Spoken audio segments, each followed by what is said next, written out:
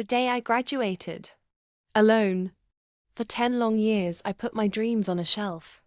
Marriage, motherhood, a never-ending cycle of laundry, packed lunches, birthday cakes, and sleepless nights.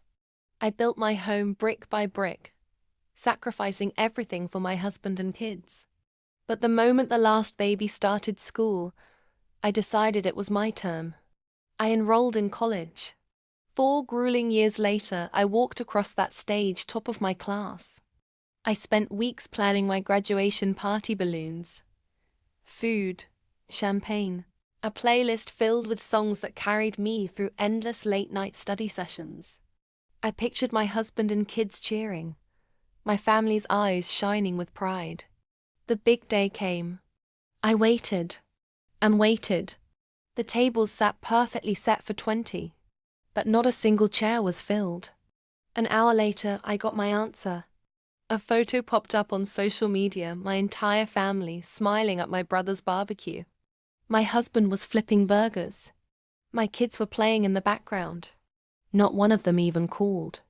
I didn't cry, not that night. I cleaned up, boxed the untouched cake, and poured myself a glass of champagne. And while I sipped it, I started planning. The next morning, I hired an event company not to throw a new party, but to recreate one. I paid for actors to fill my living room, holding glasses, laughing, posing for pictures with me. I posted the photos online with the caption, "Last night was magical." So many came to celebrate this special milestone. I'll never forget it. Then I tagged every single person who had skipped it. The comments exploded. "This is amazing. But where was your family? Wow, that's cold." She deserved better. The shame spread faster than wildfire. My husband's phone wouldn't stop ringing colleagues, neighbors, even his boss calling to ask why he'd humiliated his own wife. But I wasn't done. You see, I had quietly been offered a full scholarship for my master's degree in another city. I had turned it down for family reasons. But that night, I accepted it. 2 weeks later, I printed the acceptance letter and left it on the dining table.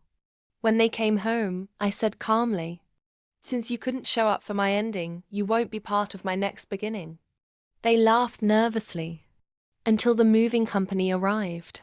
What they didn't know was that the house was in my name alone. I sold it, took the equity and moved. The kids? Old enough to choose who they wanted to live with. My husband thought they'd pick him, until they told him they were coming with me. He was left with nothing but a bad reputation and a half-empty house. Now, I'm in a new city, thriving in my master's program, surrounded by people who actually celebrate my wins.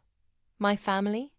They're still explaining to everyone why they didn't come to my graduation, and why I'm no longer in their lives. If this story gave you goosebumps, subscribe now. I've got more jaw-dropping revenge tales that will leave you speechless.